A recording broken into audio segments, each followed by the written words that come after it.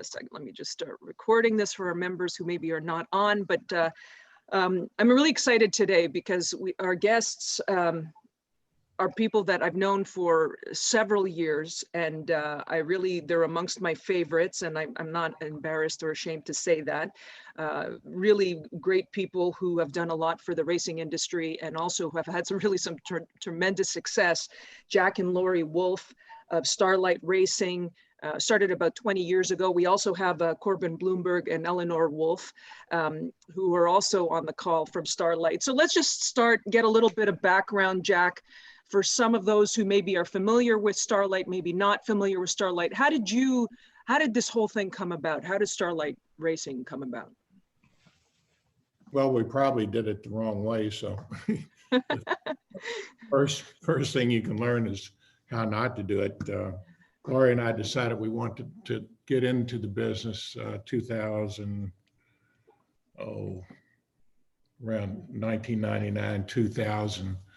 And I really didn't know how to go about it. And I would see these big owners at the track and in the hotels and stuff, and I was too nervous to go up and ask them how to do it. So we just sort of went out on a wing and a prayer. And the first bloodstock agent we got, he sold us, I think, about 150% of a horse. So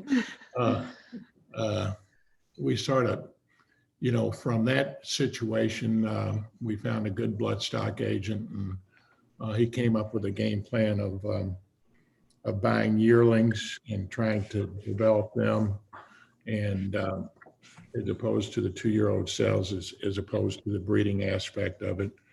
And so we committed, X amount of dollars, and really sort of figured on probably losing it instead of making it. And so Harlan's Holiday was in our first crop, and he ruined the whole thing for us because he's paid for a lot of our mistakes. So that's how we got started. And then once we saw, the capital commitment and risk, we decided to take on partners in what year?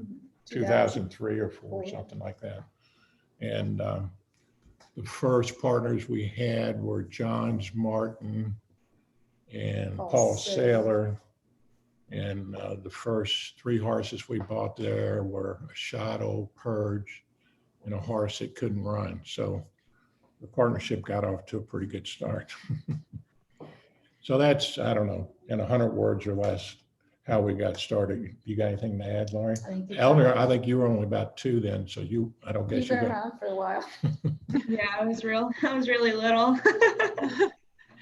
So now, Jack, so the racing partnership aspect to it really sounds like it kind of came on really, and at a time that it really wasn't, if you want to say, in vogue at the time, and it really wasn't being done all that much. What do you think in terms of how you started and with the partnerships, what a partnership looked like, let's say, 15, 17 years ago versus what it looks like now? How has that evolved from your perspective? Well, I sort of look at Dogwood as the leader in this, and I noticed Robert was on the call, I believe, Masilio there, and Yeah, I'm here. Yeah, West Point's. How old is West Point, Robert? I mean, they've been around, what, 30 years or something? Yeah, I started with them in 2005, but I think Terry started in the late 90s, I want to say, or maybe even before then. So yeah, maybe 30 years might be a good estimate.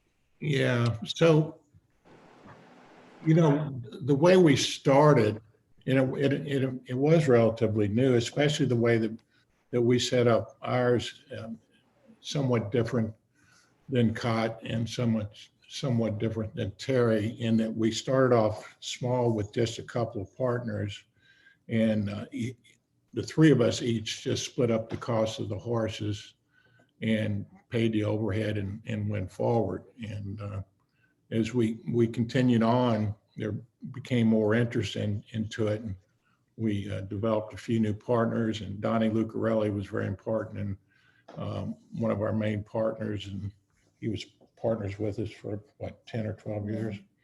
And And then we thought of, actually making a business out of it once our partnership got to about 10 people.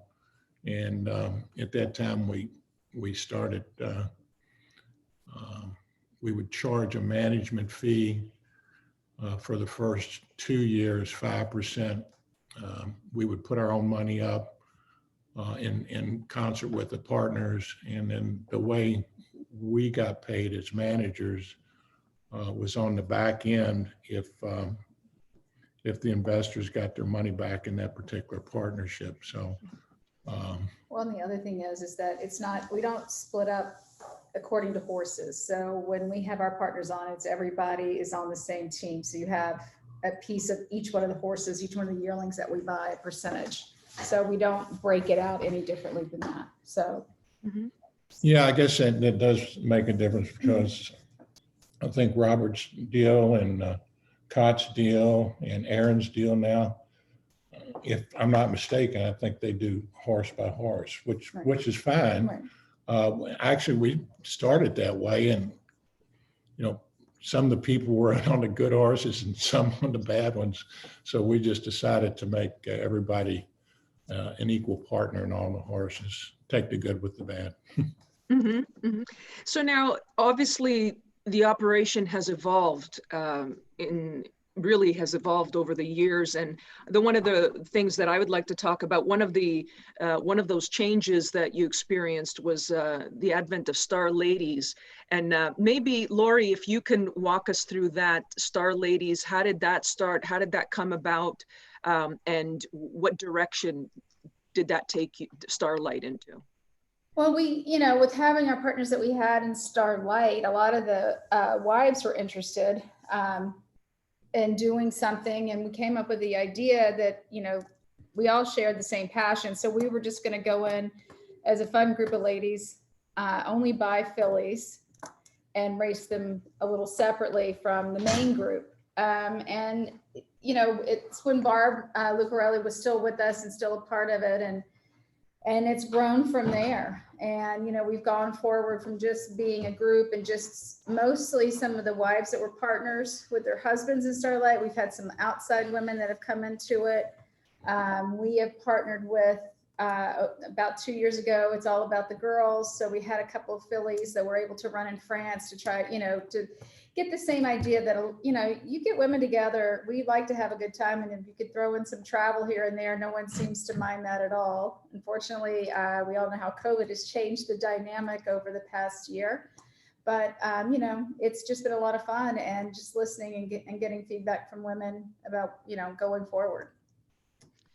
And I also saw that you also recently, in about a year or so ago, you also started Starlight and Star Ladies Australia. And how did that, I don't know, whoever wants to answer that one, how did that come about and what prompted that move? Carbon, you're the Australian guy. Why don't you, even though Carbon wasn't with us when we formed it, he knows all the background. So why don't you answer that, Carbon? Yeah, so racing manager for Starlight. So Starlight sort of goes back to 3 years ago or 2 years ago. Jack joined. They sort of joined forces with Tom Ryan and SF Bloodstock here in the U.S. And that's the partnership that sort of brought Starlight Justify and ended up bringing 8 Rings, Charlatan, and Authentic. And they have a very similar deal down in Australia. And Jack decided, so they were yearlings last year, to buy into the yearlings down there, which is an amazing experience because the main yearling sale is on the Gold Coast, the Magic Millions yearling sale. So Jack and Eleanor went down there, and I think had a pretty good time, and ended up Star Ladies ended up getting in on a yearling or two as well. And so far we've had, I think, 8 runners now down in Australia. We've already had 3 winners, a listed winner, and we had the prize money down there is just amazing. There's a $1 million race every weekend during the main sort of the fall and spring racing seasons down there, and we've thoroughly enjoyed it so far. I mean, we've had success. We had the favorite in the $1 million race who ran 4th. And it's been just we have about a share in about 30 colts down there. So there's action every weekend, and the best part is there's sort of in what's a bit of a quiet time right now in the U.S. We've had a ton of action, whether it's the trials or the races, and it's definitely different down there. But it's been great to expose our partners to that. You know, Corbin, to that point, actually, I've been to the Magic Million sales several times. It's spectacular. I think I love racing in Australia in general, but I was going to ask you about that in terms of how the Australian racing plays into the American racing. Do you have a lot of, so basically, do you have a lot of investors, or predominantly are all of the investors stateside, or do you have like a mix of maybe in Australia or internationally? Where are your principal people based? Yeah, they're all in the U.S. And they're all formerly Starlight investors already. And I think the cool thing is that for us is that sort of our unique selling point in a way, is that we're a U.S. partnership that has had so much success in the U.S., but also that has this global reach with the Australian side to it. And I think, part of what's made it so exciting is learning about the Australian racing. And I was lucky enough to spend some time down there prior. And so getting to teach everyone about the Australian racing, a lot of our group didn't know what a trial was prior to that. And I think it's like a whole new world almost, which has made it so exciting, and learning about new races and sort of all learning about it together. And then having the success on top of it has been really unique and really exciting. Mm-hmm. Eleanor, speaking of world, I'm sorry, Jack, were you going to say something? No, I was heading in the same direction you were. Go ahead. I was gonna jump in and I was gonna say, Eleanor, speaking of world traveler, I know that you've really circled the globe, and definitely you pointed out you were very young. You were introduced in racing at a very young age. So from your perspective, can you tell us a little bit of how you got to how you progressed through the industry, and really not only nationally, but internationally, and what your perspective is? Yeah, I mean, I grew up obviously through racing because of my parents, and from a young age, I've always wanted to be in the business. And so I played lacrosse at the University of Colorado for 4 years. So my exposure in the work world of racing has kind of been slow, but now that I've graduated, hopping right back into it. But as we said earlier, I was lucky enough to be able to accompany my dad down to the Gold Coast. And it's been my dream ever since to get back down there. And so it was really awesome that we were able to buy into some colts down under, and it's been really cool to follow them along as well.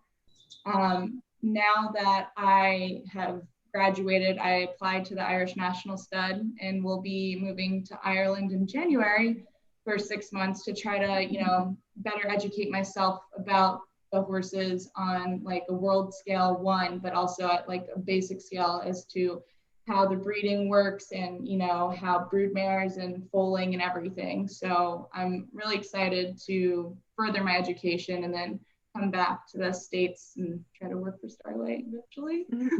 Well, Eleanor, from your perspective, and I guess from your, as a good friend of ours would say, age and stage, the way you see horse racing, because of course the way I've experienced horse racing, or my background in horse racing, would be different than yours, than let's say different than your dad's, right? So tell me, from your perspective, what do you think, from what you've seen with Starlight and also through your travels, what's the direction that you see racing going into that really speaks to you in terms of maybe your demographic, your age bracket? What do you think really speaks to you that you really want to get into, or you think we should try to further? Well, I mean, I think that for our age, just being able, social media for one is really big for, I think, everyone nowadays, more so geared towards our age group. But international racing is just so appealing, like you want to learn more and stuff. And it's really cool to be able to interact with people around the globe, I would say is really awesome. In addition to that, it's just, I don't know, what would you say? For me, I think I think that global community is amazing. Like racing's this and she hit the nail on the head. It's this like community that has like world famous people in it. Like I saw it was like Frankie Dettori's birthday yesterday. Like he's on the news in England. Like, but at the same time, it's such a small community.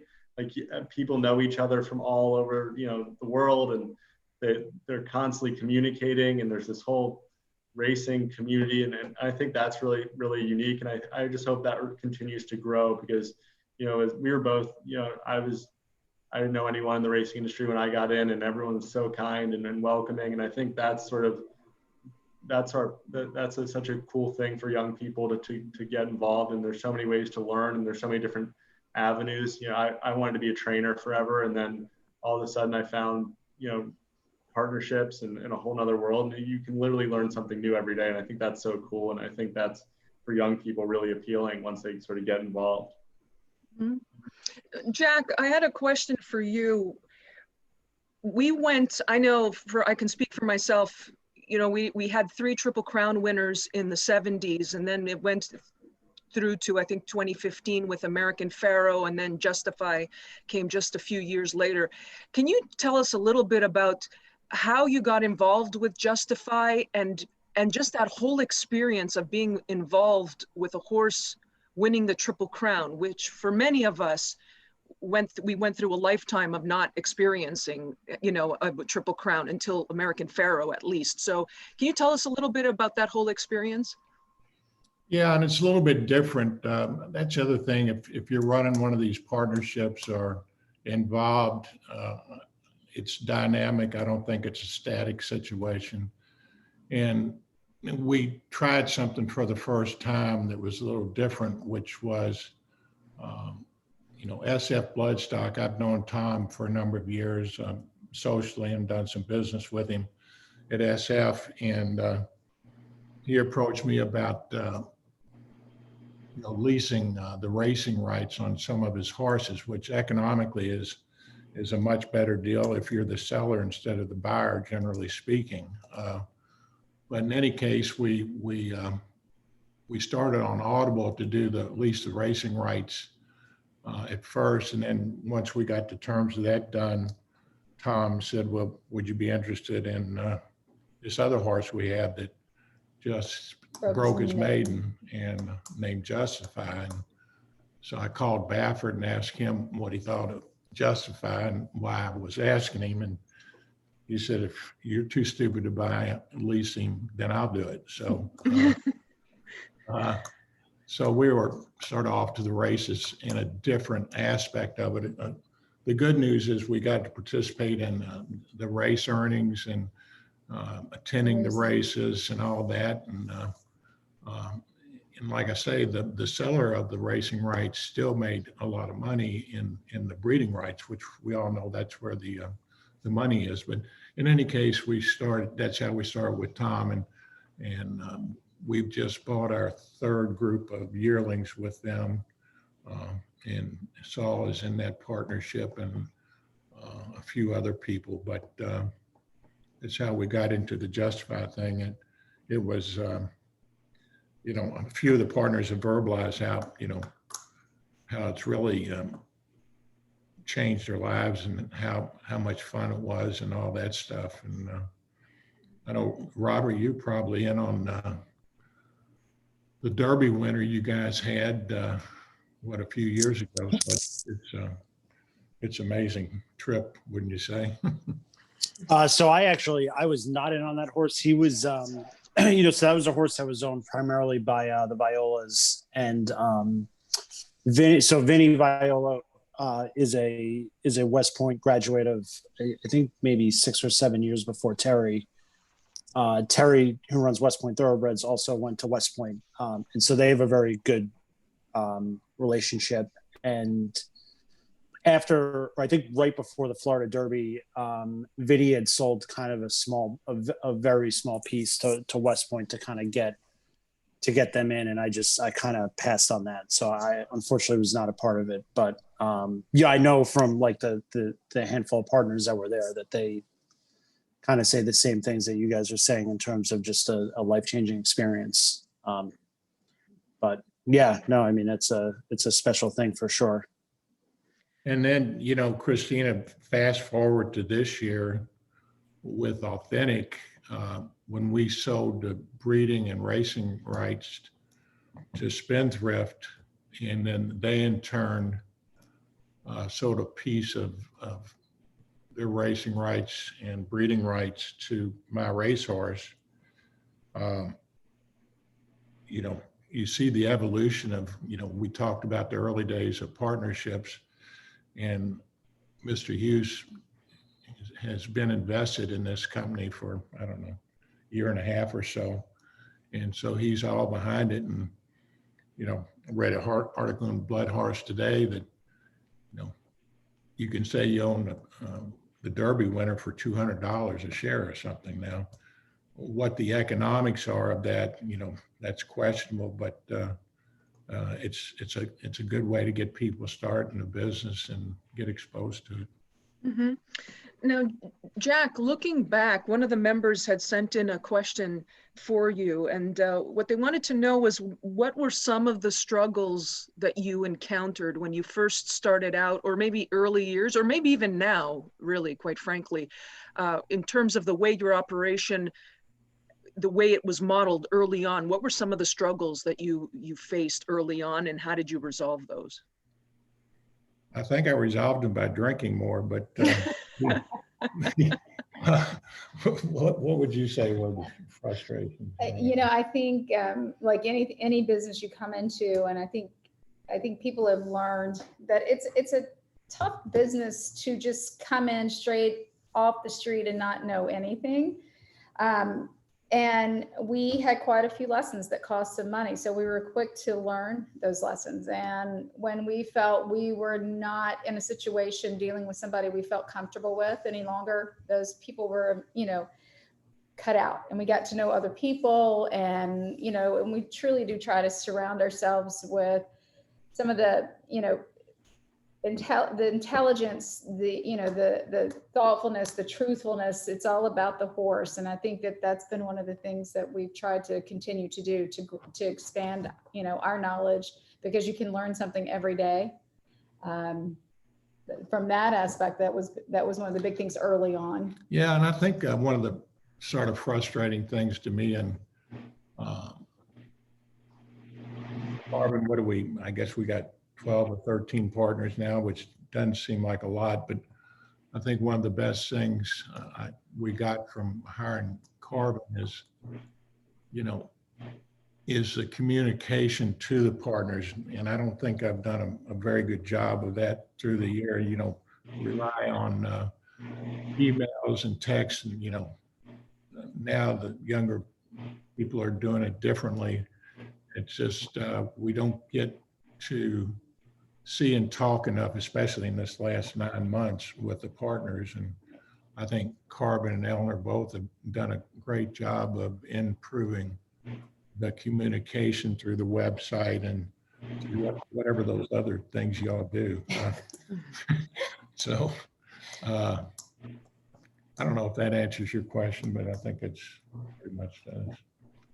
Yeah, I think it does, actually. And Corbin, just to jump off of Jack's question or his comment just a second ago, what have been some of the things that you've tried to do in the world of, you know, 2020 coronavirus? Obviously, it was huge. It changed, you know, not being able to go to the races. So a lot of the partners, you know, whoever's been invested obviously we've experienced it with the Empire Racing Club. What have been some of the things that Starlight has tried to do to try to mitigate that a little bit?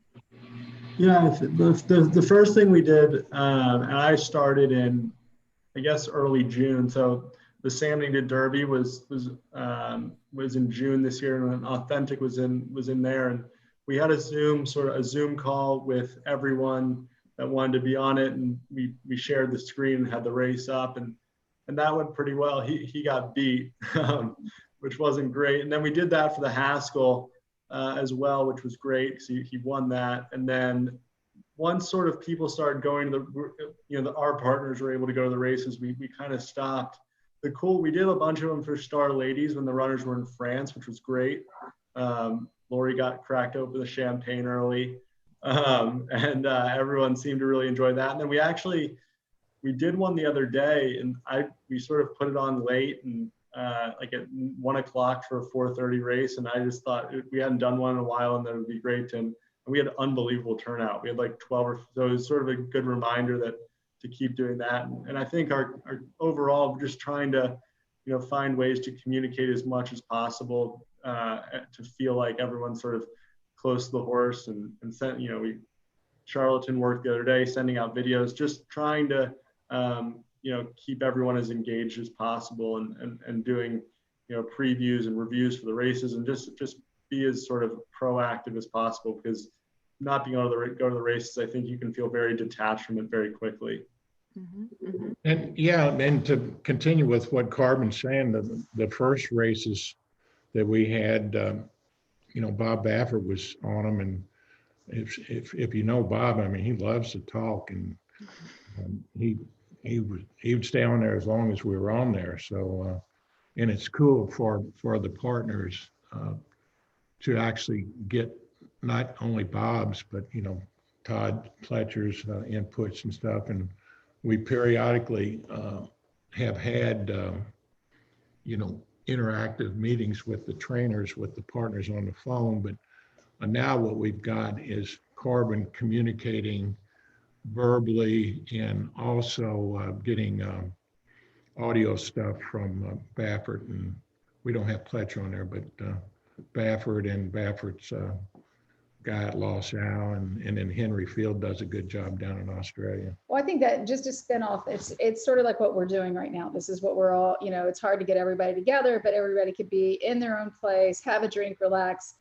fire questions away, and it's a very comfortable conversation. And we had one the other day with SF and our partners down in Australia. And so anybody had a question, you got to fire away. We were laughing, we're talking, Baffert cracking jokes. I mean, it's been a lot. It's almost been more intimate than going to the races themselves, because you get somebody where you'd never have, 20 minutes one-on-one almost basically with Bob or with Todd or with Henry, or, at the races, because it's so busy. So that's been a nice turn of events that, COVID has done. It's really pushed this communication via Zoom. So we've had some fun with it. Laurie, you had said something a little bit earlier, and you're kind of like a little bit, you're saying something similar in regards to trainers specifically.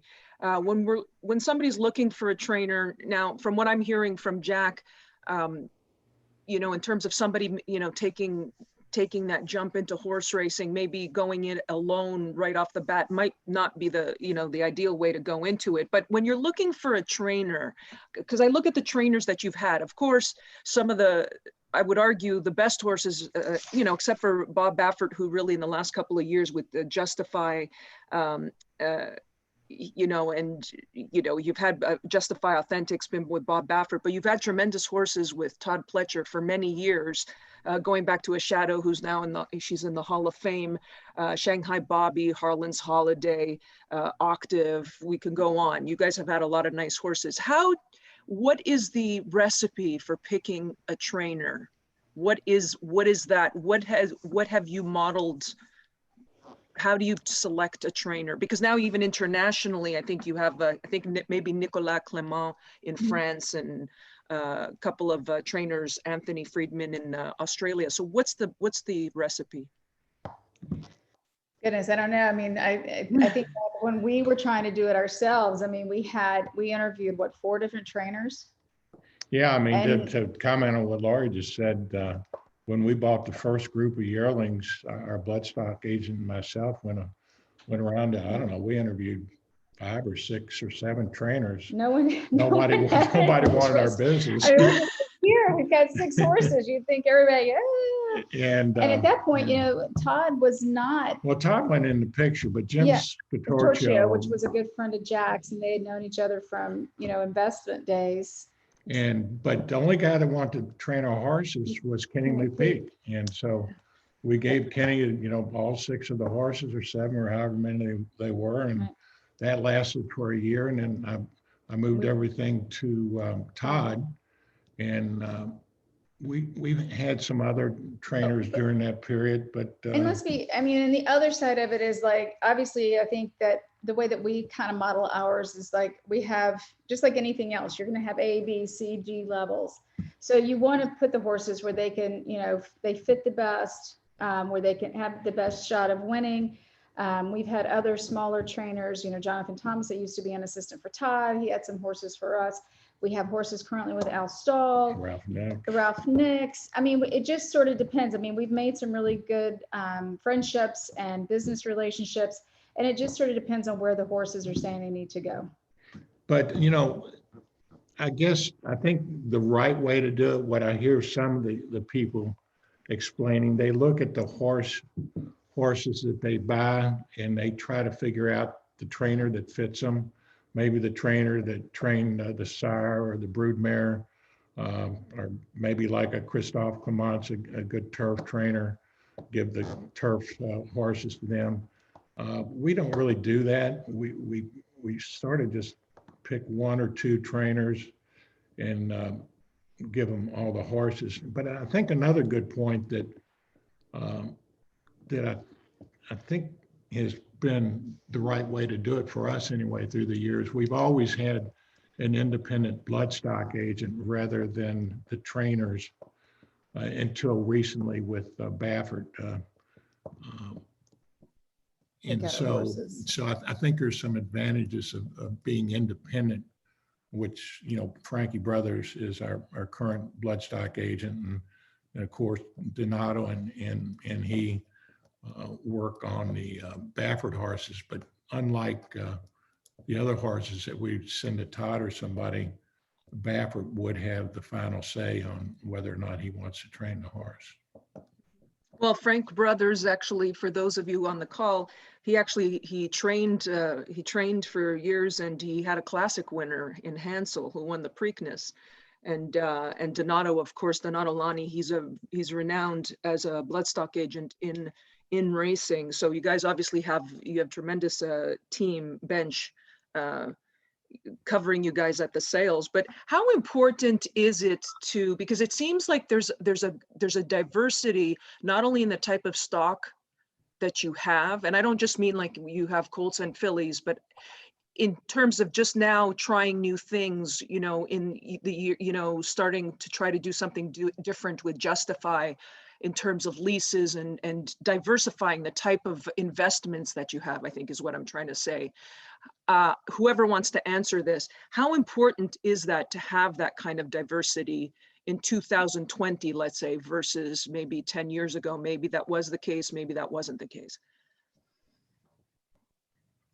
I think it's like any other business. You want to surround yourself with the best, in this case, best trainers, best jockeys, best bloodstock agents. And if everything goes perfectly down the road, then probably don't have much need to change up much. But I consider us very loyal owners to Todd and the people that we've dealt with in the past. Now, our relationship with Baffert is lowered the number of horses we have with Todd, but we were not at a point where we were doing terribly, but we saw an opportunity. We'd go to the sales, and we used to pride ourselves in buying horses in the 150 to 250 range and getting good runners. And it changed so much. The market changed so much. Everybody seemed to become smarter, and everybody was centering on the certain horses, and you end up having to pay $400,000, $500,000, $600,000 for the right horses. Recognize that we didn't have capital to do that. But when this opportunity came along with Tom Ryan and the other partners that he brought along with him, it was a natural to me to see how the market had evolved, and we had a very specific goal. We were buying all colts and sending them all to Baffert. So it just gave us some more diversification, and we were ready to try something differently. And I think, sorry. Go ahead. Sorry, go ahead, Corbin. And what I've learned in my first 6 months is that I just didn't know is that it seems like, the percentage almost, to our partners, it doesn't matter what percentage of the horse we own. as long as it gets them to the big day or 2 big days, and it doesn't really, and I think that's what you'll see going forward, especially, is it doesn't necessarily have to be 100%. There's not an ego thing with any of our horses. It's just getting there and getting to the day. And I think it's such a cool thing to see that all these people have come together on these colts. And when Authentic won the Classic, it didn't, everyone had different, they all owned horses on their own, or the different entities, not just even Starlight, and everyone was sort of celebrating together. And I think it doesn't have to be 100% to have that thrill and that excitement. And that's sort of what I've learned so far is, I grew up following Starlight when I was young, and that was always 100%. And but just because it's less than 100, it doesn't seem to take any of the thrill away. And I just want to add also, I mean, it's not just Starlight SF. I mean, I think what we've seen as far as changing, or the dynamic of the dynamics of this industry, is that we're seeing more and more people partner together.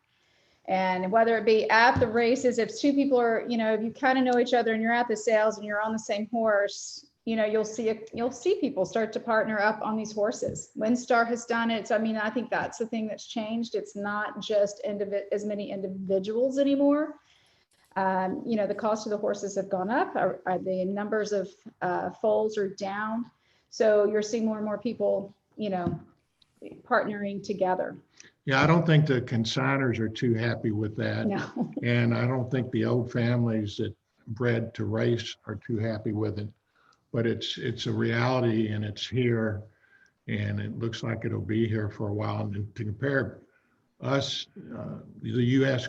compared to Australia, I mean, we will, our syndicates and stuff are Tiny. like babies compared to what they do in Australia. I mean, what is the statistic? 1 out of every 200 people own a piece of a horse in Australia. One of every 8, Jack. 1 of every 8. Yeah. But what is it? So now, and anybody, I'm throwing this out to any one of you to answer, what is for somebody now who's maybe been in this or following the sport for a year, a couple of years, they know the basics, what would they look for? They're looking to get in, to take the next step, to go into potentially to invest in a partnership. What are some of the key components they should look for in terms of selecting who they're going to go with? I think they have to select a partnership and do their due diligence on, I think this thing, owner view, don't they have all the syndicates listed and stuff? Mm-hmm. And you can research, you got to research them and sit down and talk to the principals. And, each one of these partnerships, I think, have a unique part about them. And depending on the amount of capital and the amount of risk and how the personalities work out, I think all those things are important. What do you think? I think so. I mean, you got to figure out, what works best for you and what makes you happy, because the whole reason you're doing this is because of your passion for this industry, and you want to have a successful horse. You want to be around, partners that share those same interests. And so the more research you do, the more questions you ask, I think you're much better off. Mm-hmm. And location, I think, is crucial, because you don't want to get involved in something this year has been a little different, but you don't want to get involved with going to the races is so important. And obviously horses can move around, but I think generally finding out where the horses run, and because all the partnerships have, even if they have horses nationally, they all have a place where the majority of the horses are located. And I think finding out, because that's how you learn the most, is getting to the races and being there and seeing them run and talking to the trainers and the other partners. And if you're not able to do that, I think that would be a bummer. So being able to go to the races is so important.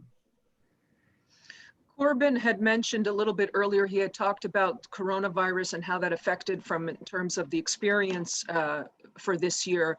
From a business standpoint, how has Starlight reacted to 2020? And what are we thinking going into 21? Do we buy less horses? Do we buy more horses? Do we lease? Do we own? Has it changed anything for Starlight? Well, we've been through the 9/11 bombings. We've been through the 2008 depression, or whatever the hell you call it. And maybe we're there again, too stupid to react to realities, but we've never let it slow us down as long as we've had the capital to buy the normal number of horses that we do. And we got lucky in 2020 and had the best year we've ever had with those 3 big horses we've already mentioned. So we've already started for the 2021 partnership. Correct me if I'm wrong, Carmen, but I think we bought as many or more than we did in the previous ones, and we're expanding into Australia. So, and we really haven't, hooked, that's a bad term, gotten any really new partners, maybe one or something, I don't know. Most of our partners have been with us for a while, and they seem to handle the thick or thin pretty well. I'm not sure that's the right answer, but that's the way we've done it. Okay. Well, honestly, it's been really, it's been enlightening, and to have you all on, and just a lot of experience, and again, some tremendous horses coming out of the operation. And I'm going to follow up with Eleanor, because I want to know when she goes off to Europe and the World Traveler, we're going to follow up and see how she does, because I'm jealous and I want to do it too. But thank you guys so much for joining us. And again, we'll keep tabs on you guys, and we'll be watching what you guys are doing. But thanks for joining us. All right, thanks for having us. Thank you. Thank Good luck you. with cash tickets. Bye-bye. Thanks, guys. Bye. Happy holidays. All right, happy holidays.